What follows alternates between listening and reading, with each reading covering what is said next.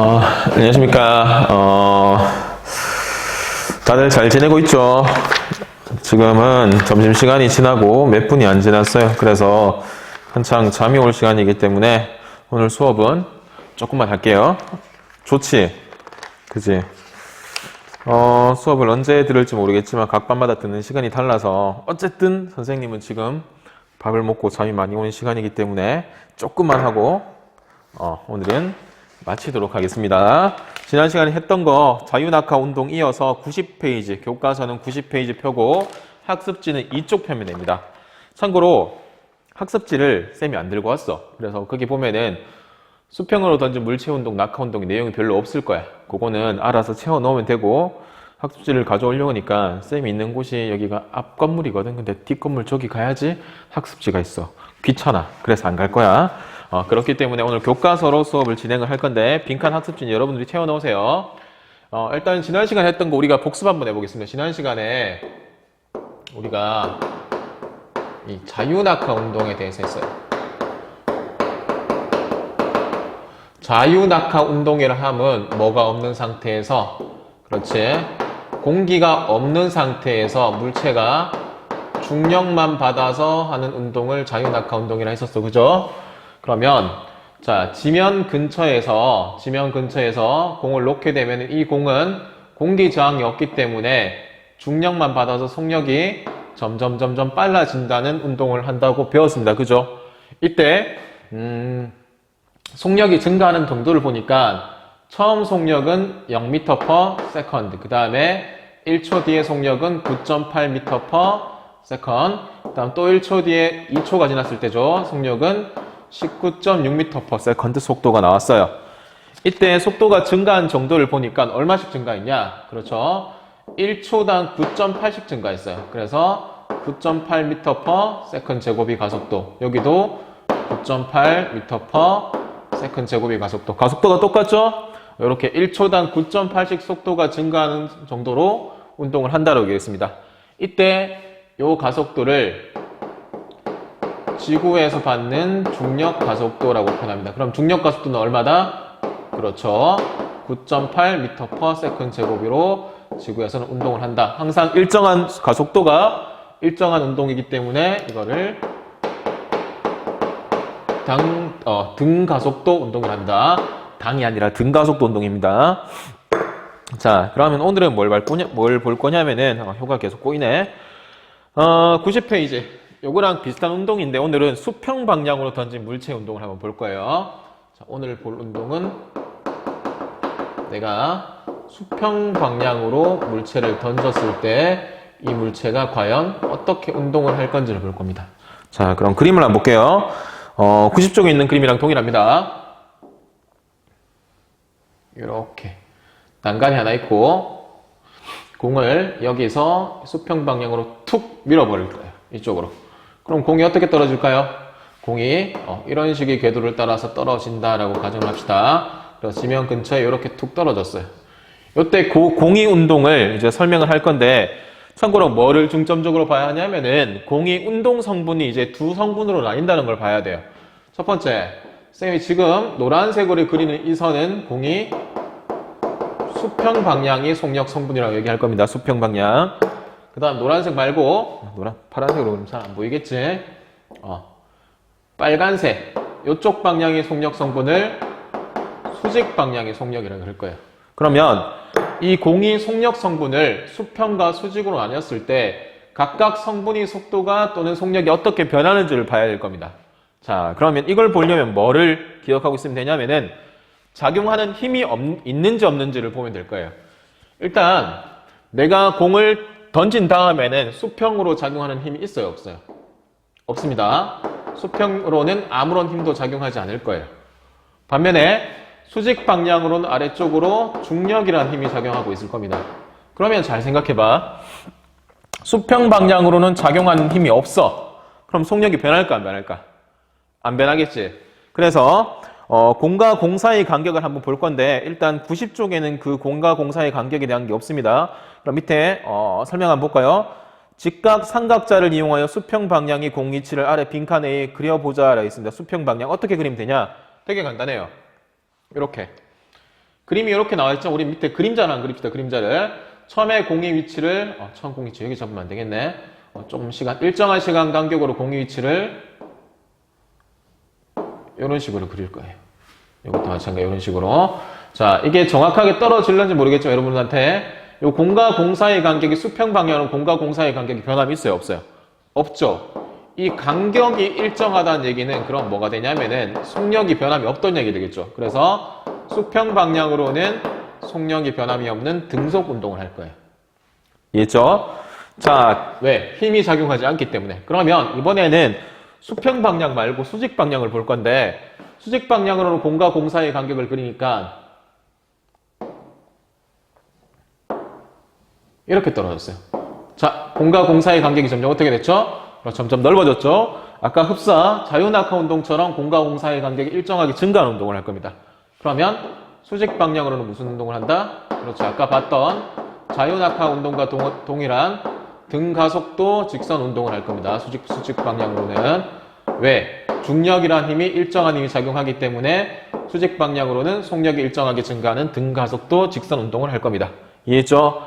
자, 이게 수평 방향과 수직 방향 운동입니다. 그럼 책에 교과서에 90쪽에 그림 비어있죠? 첫 번째 질문이 아까 얘기했듯이 수평 방향의 공 위치를 아래 빈칸에 그려보자 라고 했는데 요거랑 똑같게 공과 공 사이의 간격이 변함없게 그리면 됩니다. 자, 두 번째 연직 방향의 공 위치를 B쪽에 그려보자. 마찬가지로 연직 방향으로는 공과 공 사이의 간격이 이렇게 일정하게 증가하게 그리면 됩니다. 자, 그러면 수평 방향으로 던진 공이 운동을 중력으로 설명해 보자라고 했는데 어떻게 설명하면 되겠죠? 수평 방향으로는 작용하는 힘이 없습니다. 그렇기 때문에 등속 직선 운동을 할 거고 그 다음에 수직 방향으로는 중력이라는 일정한 힘이 작용하기 때문에 등 가속도 직선 운동을 한다. 그렇게 적으면 될 겁니다. 됐죠? 이해했죠? 그래서 수평 방향으로는 힘이 없다. 수직 방향으로는 중력이 있다. 그렇기 때문에 수평 방향으로는 등속 직선 운동. 수직 방향으로는 자유낙하 운동과 동일한 등가속도 직선 운동을 한다. 이렇게 적으면 됩니다. 자, 그럼 이제 91쪽 넘어가겠습니다. 91쪽. 자, 위에서 하나, 둘, 셋, 네 번째 줄에 체크합니다. 물체를 수평 방향으로 던지면에 수평 방향 동그라미 치시고요. 자, 줄 치겠습니다. 수평 방향으로는 힘이 작용하지 않기 때문에 등속 직선 운동을 한다. 줄 쳐놓고 다음 연직 방향 동그라미 치시고요. 연직 방향은 중력이라는 힘이 계속 작용하기 때문에 자유낙하 운동과 같이 속도가 일정하게 증가하는 운동을 한다. 우리는 이런 운동을 등가속도 직선 운동이라 했습니다. 혹시 쌤이 기억이 안 나서 그런데 가속도에 대해서 가르쳐줬는지 모르겠는데 혹시나 모르는 학생들 있을까 또 내가 안 가르쳐줬을까 봐 미리 예습하고 넘어가겠습니다. 이거 사실 고등학교 2학년 올라가야 나올 거예요. 가속도. 책이 안 나왔죠? 한번 볼까? 나온 적이 없네. 가속도만 잠깐 언급하고 지나가겠습니다. 가속도라는 것은 속도가 더해지는 정도 더할 가짜 더해지는 정도입니다. 그래서 어떠한 시간당 속도의 변화 앞에 있는 세모는 델타라고 할 거 변화라고 할 겁니다. 시간당 속도가 변하는 정도를 가속도라고 할 거예요. 그러면 얘들은 지금 보면 알겠지만 속도가 변하는 정도가 일정하죠. 그래서 등가속도 운동이에요. 속도가 변하는 정도가 일정하기 때문에 단위도 보면 알겠지만 단위도 미터 퍼 세컨드에다가 초를 한 번 더 나눴죠. 속도 단위 나누기 초 단위 나눠서 미터 퍼 세컨드 제곱 이렇게 나오는 겁니다. 요거는 고등학교 2학년 올라가면은 물리 1에서 다시 다루기 때문에 그때 다시 언급을 하도록 하겠습니다. 자, 그럼 밑에 91쪽에 사고력 키우기 한번 볼게요. 산 꼭대기가 지구 대기권 밖에 있는 높은 산을 상상하고 이 산이 꼭대기에 올라가서 대포를 쏜다고 가정해보자. 포탄이 속력이 증가함에 따라서 운동 경로가 어떻게 달라질지 발표해보자 라고 했습니다. 그러면 일단 쌤 아까 수평 방향의 속력이 변함이 있다 했어? 없다 했어요? 없다 했죠. 근데 수직 방향으로는 계속 떨어지는 운동을 할 거예요. 그래서 대포를 쏘면은 처음 쏘는 속도에 따라서 공이 낙하거리가 달라질 거예요. 맞죠? 왜냐하면 수평 방향으로는 속도가 변함이 없기 때문에. 그래서 자, 적읍시다. 처음 쏘는 속도에 따라서 낙하거리가 달라질 것이다. 그리고 만약에 이 수직으로 낙하하는 속도보다 충분히 빠른 속도로 쏜다면은 이 공은 떨어지지 않고 지구 주변을 계속 돌겠죠. 적을게요. 속도가 충분히 크다면 포탄은 지구로 떨어지지 않고 계속 궤도 운동을 할 것이다. 궤도 운동을 한다는 얘기는 이렇게 돈다는 얘기입니다. 이게 마치 뭐와 같냐? 무슨 원리와 같냐? 그렇죠. 밑에 있는 그림 보이죠? 인공위성의 원리랑 똑같습니다. 인공위성은 이렇습니다. 간략하게 설명하면은, 자, 지구가 이렇게 있다고 치면은 인공위성을 쏠 거예요. 수평으로 가는 속도는 변화가 없다 그랬죠? 근데 밑으로 떨어지는 속도가 있을 거예요. 그래서 이 떨어지는 속도보다 수평으로 가는 속도를 일정하게 더 크게 쏴버리게 되면은 이게 떨어지지 않고 계속, 왜? 지구는 공면이기 때문에 이렇게 계속 도는 운동을 한다는 거죠. 이게 인공위성의 원리라고 생각하면 돼요. 그래서 인공위성을 쏠 때 적정한 속도로 쏠 거예요. 너무 크게 쏘면 이게 바깥으로 벗어나 버리겠죠. 그래서 대기권 밖으로 벗어나 버리고 떨어지지 않을 만큼만 속도로 쏴서 인공위성 궤도를 각각 다 달리한다라고 생각을 하면 됩니다. 자, 그럼 내려가 볼게요. 91쪽 밑에 스스로 확인하기 첫 번째입니다. 수평 방향으로 던진 물체는 수평 방향으로는 아까 무슨 운동한다 했죠? 등속 직선 운동.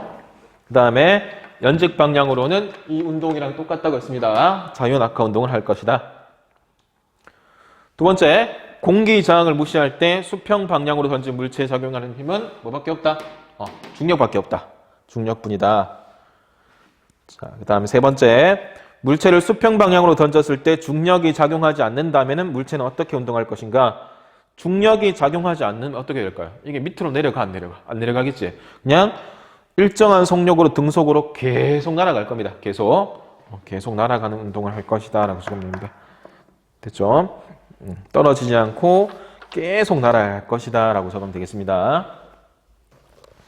자, 그 다음 92쪽 한번 넘어가 볼게요. 92쪽 92쪽과 3쪽은 마찬가지 과제입니다. 이것도 첫 번째 이제 간략하게 설명만 하자면은 자유낙하, 수평낙하 운동을 이제 직접적으로 실험을 하는 건데 요거는 숙제 내지 말까? 잠깐만. 아니야, 숙제로 낼게요. 자, 92쪽과 93쪽은 한 개는 자유낙하 운동이고 왼쪽 그림은 자유낙하 운동이고 오른쪽 그림은 수평으로 던진 물체 운동입니다. 그렇기 때문에 그걸 비교해서 92쪽, 3쪽까지 잘 채워 넣으세요.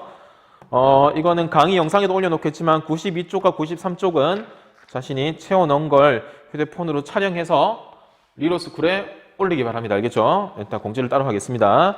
자, 그럼 94쪽 넘어가겠습니다. 94쪽. 자, 94쪽에는 중력과 역학적 시스템에 대해 나와 있습니다. 쭉 한번 볼게요. 중력은 지구상의 모든 물체와 생명체에 끊임없이 작용하면서 지구와 생명체를 유지하는 중요한 역할을 한다고 되어 있을 거예요. 자, 밑에 내려보면은 어떠한 역할을 하는지 몇 가지만 설명을 할게요. 첫 번째, 중력에 의해 형성된 기권이라고 되어 있어요. 우리 이미 중학교 때 배웠죠? 지구 주변, 여기 지구라고 치면은 지구 주변에 있는 이 공기를 기권이라 할 거예요, 기권. 이 기권이 한없이 펼쳐져 있어요? 아니죠. 지구에서부터 높이 한 1000km까지만 공기가 있고 그 바깥쪽은 없어요. 왜? 이 안에만 중력이 작용하기 때문에. 그래서 중력이 작용하는 곳까지가 공기가 있다라고 생각하면 됩니다. 두 번째, 거기 제기원제 뭔가 하나 있는데 그게 중요한 게 아니라 지표로 내린 눈이라고 되어 있을 거야. 눈은 항상 밑으로 떨어져요. 왜? 중력이 작용했기 때문에. 이건 비하고도 똑같습니다. 그 다음에 폭포와 물에 의한 지표의 침식, 이것도 마찬가지죠. 폭포와 물은 항상 아래쪽으로 중력에 의해서 떨어지기 때문에 그러한 아래쪽 땅이 깎인다는 얘기겠죠. 빙하에 의한 U자국도 마찬가지입니다. 빙하가 아래쪽으로 내려가면서 땅을 깎아 생기는 지형을 우리는 U자국이라 하겠죠. 그래서 전부 다 중력 때문에 이러한 현상들이 발생한다는 걸 적어놨습니다. 자, 그 다음 94쪽 밑에 보면은 코끼리 단단한 골격과 근육인데, 자, 코끼리 뼈를 한번 볼까요? 오른쪽에는 식물도 마찬가지고 코끼리도 마찬가지고 식물도 마찬가지고 코끼리는 중력, 몸무게가 엄청나게 많이 나가죠. 중력이 크기 때문에 코끼리 몸무게 또한 굉장히 클 겁니다. 그러면 이걸 버티려면은 하체가 단단해야겠죠. 그래서 밑에 보면은 설명 나와 있죠. 밑에 세 번째 줄에 코끼리나 하마처럼 육상에서 살아가는 무거운 동물은 강한 근육과 단단한 골격으로 자신이 몸무게를 이기기 위해서 중력에 적응하고 있습니다. 적응하고 있다. 그리고 식물이 뿌리는 중력을 받아서 땅 속으로 계속 깊게 뿌리를 내린다는 얘기입니다. 별로 어려운 거 없죠? 자, 그럼 95쪽 이후에 해보기. 이것도 마찬가지. 아까 앞에 또 봤던 거 92쪽과 93쪽으로 마찬가지 이쪽도 해보기까지 빈칸을 채워서 리로스쿨에 제출하기 바랍니다. 자, 밑에 스스로 확인하기만 하고는 마칠게요. 자, 첫 번째, 지구상의 모든 물체에 끊임없이 작용하여 물체를 아래로 떨어지도록 하며 지구를 유지하는 데 꼭 필요한 힘은 무엇인가? 되게 간단하죠? 우리가 지금 무슨 힘에 대해서 배우고 있어요? 중력에 대해서 배우고 있습니다. 중력. 두 번째, 자연은 일정한 질서에 따라 지속성을 유지하는 체계인 역학적 시스템으로 구성되어 있으며 여러 가지 힘이 작용하기 때문에 역학적 시스템이라고 그럴 거예요. 세 번째, 지구와 달리 달의 대기가 없는 까닭을 설명해 보자. 우리 중학교 때 배웠죠? 달은 지구 중력이 6분의 1 정도밖에 안 돼요. 그럼 중력이 굉장히 작기 때문에 이 공기들을 잡아놓는 힘이 충분할까 안 충분할까요? 충분하지 않겠죠. 그래서 설명해 보자라고 했는데 적읍시다. 달은 지구의 중력이 6분의 1밖에 되지 않기 때문에 대기를 잡아놓는 힘이 부족하다라고 적으면 되겠습니다. 지구 중력이 6분의 1밖에 안 되지 않기 때문에 대기를 잡아놓는 힘이 부족하다라고 적으면 되겠습니다. 자, 그럼 오늘은 일단 여기까지 진도를 나갈 거고 다음 시간에는 운동량과 충격량에 대해서 배울 거예요. 혹시나 모르겠지만 수업 내용에 모르는 부분이 있다든지 이런 학생들은 언제든지 쌤한테 연락을 하면 됩니다. 쌤 전화번호는 안 나와 있나? 안 나와 있으면 모르겠는데 담임쌤한테 물어보거나 그래서 쌤한테 연락을 하면 언제든지 가르쳐 줄 테니까 몇몇 학생들은 질문도 하고 그러던데 궁금한 게 있으면 언제든지 질문하고 설명을 했는지 모르겠지만 생긴 거는 되게 좀 이렇게 생겼지만 되게 착한 심성의 소유자이기 때문에 질문하면 뭐라 안 하겠습니다. 알겠죠? 그렇다고 너무 늦게는 연락하지 마시고 밤늦게는. 자, 그럼 오늘 여기까지 하고 정리를 하도록 하겠습니다. 다음 시간에 만날게요. 안녕.